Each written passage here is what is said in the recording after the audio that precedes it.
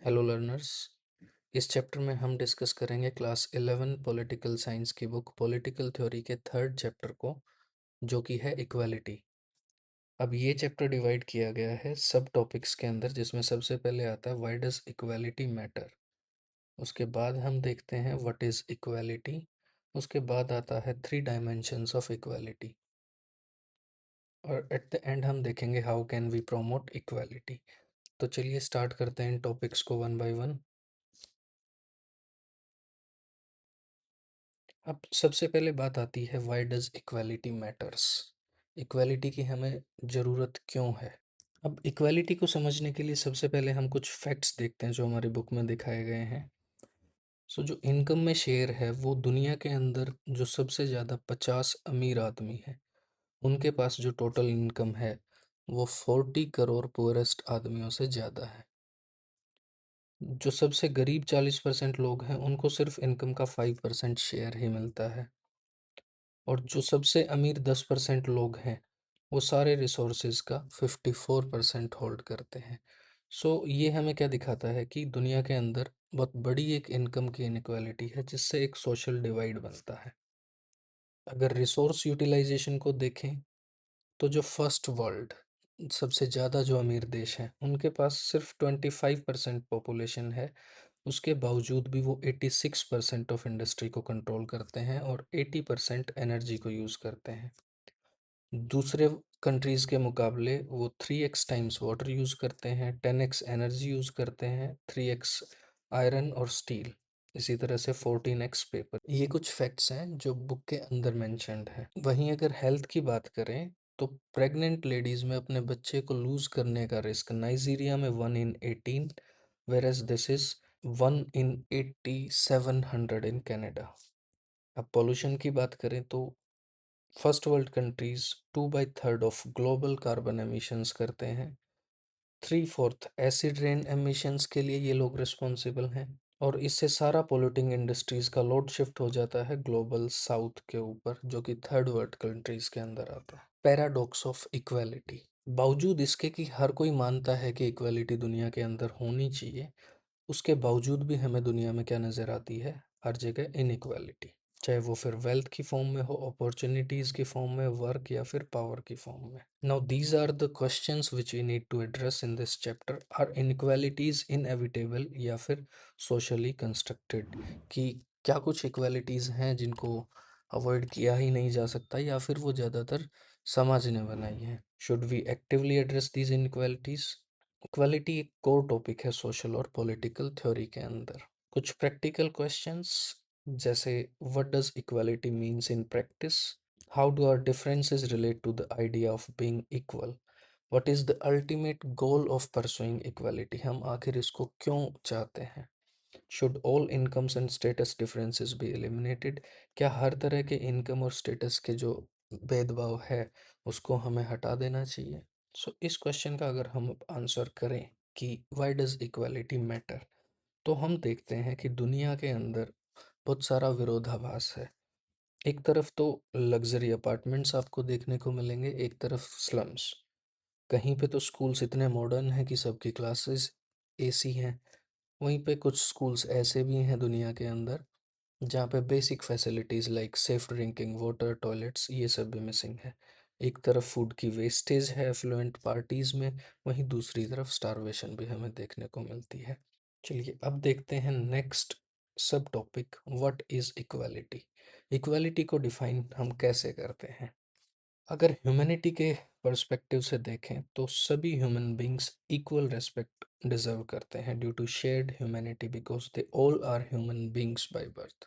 और अगर हम बिल्कुल बेसिक सेंस में देखें तो हर किसी से जब ये क्वेश्चन पूछा जाए कि क्या दुनिया में इक्वालिटी होनी चाहिए, तो सभी का आंसर मिलेगा यस। सो इंट्यूटिवली भी अगर हम बात करें तो इक्वलिटी होनी चाहिए। अब बात आती है कि क्या इक्वल होने का मतलब ये है कि हर किसी को बराबर से ट्रीट किया जाए, तो नहीं।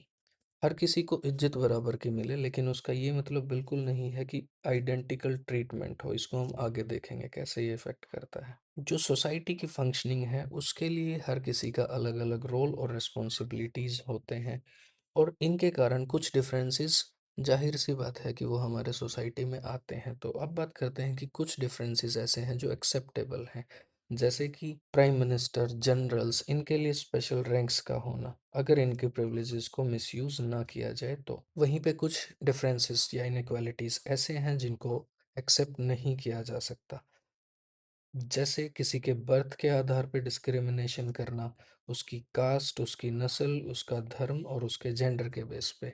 इस तरह के डिफरेंसेस अनएक्सेप्टेबल हैं। और गाइडिंग प्रिंसिपल इक्वालिटी का बोलता है कि अपॉर्चुनिटीज और treatment, they must not be governed by the birth, कि किसी का जन्म कहाँ हुआ है इस बेसिस पे हमें उनको अपॉर्चुनिटीज से वंचित नहीं रखना चाहिए। All humans are entitled to same rights and opportunities, सभी के सभी जो इंसान हैं उनको एक तरह के अधिकार और अवसर मिलने ही चाहिए, ताकि वो अपने स्किल्स और अपने जो उनके सपने हैं उनके पीछे कार्य कर सकें। Differences in talents, skill and career success, इसके कारण सोसाइटी अनइक्वल नहीं होता है। Different talents have different roles in the society. जो असली इनइक्वालिटी होती है वो होती है जब इनको basic needs such as education, health care और हाउसिंग, इनमें जब आप उनको प्रॉपर अपॉर्चुनिटीज नहीं देते, तब सोसाइटी हमारा अनइक्वल होता है, ना कि उनके अलग अलग टैलेंट्स और स्किल्स के कारण। अब इनइक्वालिटीज को दो हिस्सों में बांटा गया है मेनली। फर्स्ट आते हैं नेचुरल इनइक्वालिटीज। नेचुरल इनइक्वालिटीज वो हैं जो लोगों के, जिनके साथ वो अलग अलग कैपेबिलिटीज और टैलेंट्स के साथ पैदा हुए हैं, और अक्सर इनको माना जाता है कि इनको चेंज नहीं किया जा सकता। उसके बाद आती हैं सोशल इनइक्वालिटीज। ये वो इनइक्वालिटीज हैं जिनको हमारे समाज ने ड्यू टू अनइक्वल अपॉर्चुनिटीज और एक्सप्लॉयटेशन के कारण हमारे सोसाइटी में लेके आए हैं। ये पैदा होती हैं differences in race, gender, caste और टाइप ऑफ वर्क वैल्यूड। इसमें ऐसा भी देखा गया है कि बहुत सारी सोशल इनइक्वालिटीज जिनको नेचुरल बताया गया काफ़ी समय से, लेकिन वो दरअसल नेचुरल नहीं थी। For example, discrimination against women. Women को हमेशा बताया गया है इतिहास में कि वो एज कंपेयर टू मेन एक वीकर जेंडर है। सिमिलरली ब्लैक पीपल, अगर हम पूरी हिस्ट्री को देखें, डिस्क्रिमिनेशन का शिकार रहे just because of their skin colour. Modern understanding recognises these as societal constructs, not inherent traits. अब जो आधुनिक समझ है वो इन सारे डिफरेंसेस को, जो कि पहले नेचुरल बता दिए गए थे, वो इनको सोसाइटी के द्वारा बताए गए कंस्ट्रक्ट समझते हैं, ना कि वो इनहेरेंट डिफरेंसेस हैं। और आज के दिन साइंस एंड टेक्नोलॉजी में एडवांसमेंट के कारण हम इन बहुत सारे नेचुरल जो हमारी इनइक्वालिटीज़ हैं, इनको हम काफ़ी तरह से कम कर सकते हैं। फॉर एग्ज़ाम्पल, अगर हम देखें कि डिसेबल्स के लिए, जो कि पैदा होते हैं किसी न किसी डिसेबिलिटी के साथ, उनके लिए काफ़ी सारे assistive devices, for example hearing aids, prosthetics. तो इस तरह की साइंस और टेक की एडवांसमेंट के कारण हम बहुत सारे नेचुरल इनइक्वालिटीज़ को काफ़ी हद तक कम कर सकते हैं। और इक्वालिटी का ट्रू फोकस भी यही है कि किस तरह से बर्थ और सोशल सर्कमस्टांसिस के कारण आई इनइक्वालिटीज को कम से कम किया जा सके। चलिए अब देखते हैं वेरियस डायमेंशंस ऑफ इक्वालिटी। जो इक्वालिटी के तीन डायमेंशंस हैं, first is political equality, next is social equality and then it is economic equality. Political equality यानी कि राजनीतिक समानता से हमारा क्या मतलब है? हर एक डेमोक्रेसी अपने सारे सिटीजन्स को इक्वल सिटीजनशिप देती है, यानी कि कोई भी सिटीजन किसी से कम या किसी से ज़्यादा नहीं होता। सभी के पास कुछ बेसिक राइट्स होते हैं, कुछ लीगल गारंटीज होती हैं, और हर किसी का पॉलिटिकल सिस्टम में पार्टिसिपेशन होता है। उनको इक्वल अपॉर्चुनिटीज और जस्टिस, ये सारे कंपोनेंट्स आते हैं हमारे पॉलिटिकल इक्वालिटी के अंदर। वहीं पे अगर हम बात करें सोशल इक्वालिटी की, ये बात करती है कि equal opportunities in education, employment और public life participation, equal access to basic needs such as quality education, health care, nutritious food, fair wages, freedom from any sort of discrimination, चाहे state policies से हो, and to ensure community support, removal of social and cultural barriers, gender bias और social inclusion. इन सब का outcome क्या है कि if there is social equality, we will have an inclusive society जहाँ पे हर किसी का बराबर का हक है। एंड फुल टैलेंट यूटिलाइजेशन, और हर किसी के इंडिविजुअल टैलेंट का पूरी तरीके से इस्तेमाल भी होता है अगर सोशल इक्वालिटी है तो। नेक्स्ट अब हम बात करते हैं इकोनॉमिक इक्वालिटी की।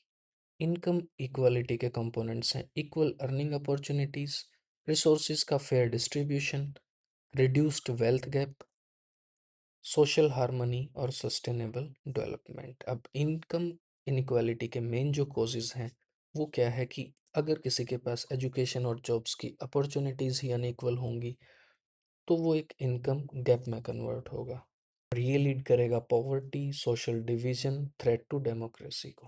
अब यहाँ पे पॉलिटिकल थ्योरी में दो लाइन ऑफ थॉट आते हैं।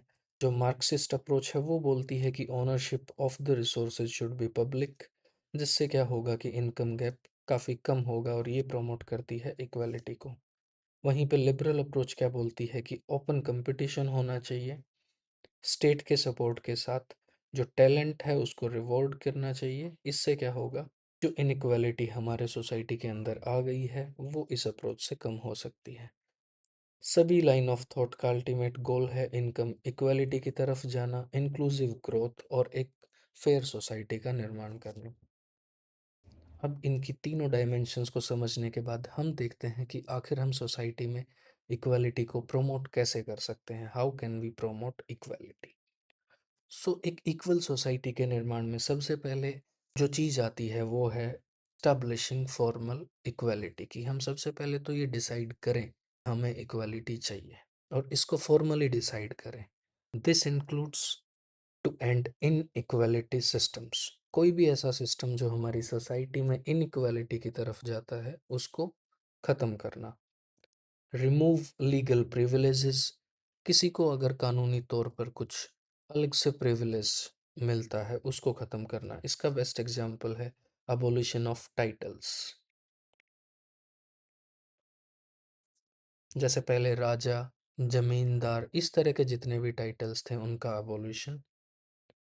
उसके बाद ensure equal opportunities, abolish any form of discrimination such as untouchability, और इन सारी चीज़ों को हमें कॉन्स्टिट्यूशनल प्रोटेक्शन प्रोवाइड करें। Next form of promotion of equalities, equality through differential treatment। अब ये पॉइंट ऐसा है जो कि लग सकता है कि डिफरेंशियल, एक तरफ से हम अलग से ट्रीटमेंट की बात कर रहे हैं, एक तरफ हम बोल रहे हैं कि इक्वालिटी होनी चाहिए। तो इसको आओ एक बार समझते हैं। सिर्फ फॉर्मली इक्वालिटी को मान लेना इक्वल सोसाइटी को नहीं बनाता है, हमें कहीं पे डिफरेंशियल ट्रीटमेंट की भी रिक्वायरमेंट होती है। फॉर एग्जांपल जैसे ramp for disabled, night safety for women, इसको बोला जाता है फेयर ट्रीटमेंट। अगर किसी को स्पेशल नीड की ज़रूरत है तो उसको वो अवेलेबल कराना। इससे क्या होता है कि इक्वालिटी बढ़ती है और जो उनके टैलेंट्स को यूज़ करने में जो हिंड्रेंसेस हैं वो कम होती हैं। अब जो नेक्स्ट स्टेप है इक्वालिटी को प्रमोट करने का वो है अफर्मेटिव एक्शन, कि हमारी सोसाइटी कुछ ऐसे मैकेनिज्म्स डिवाइस करे जिससे अगर किसी के लिए हमें कुछ अलग से करने की ज़रूरत है तो वो हम कर सकें ताकि वो भी मेन स्ट्रीम के अंदर आ सकें। और इसका बेस्ट एग्जांपल है रिजर्वेशंस। अब reservations can be in the form of scholarship and hostels, reserved seats in education, job reservations। ये हमें क्यों करने की ज़रूरत होती है? क्योंकि पास्ट में काफ़ी जिन्होंने डिस्क्रिमिनेशन फेस किया होता है उनको मेन स्ट्रीम में लाने के लिए एक अफर्मेटिव एक्शन यानी कि एक पॉजिटिव एक्शन की ज़रूरत होती है। अब इसके काफ़ी सारे डिबेट्स हैं।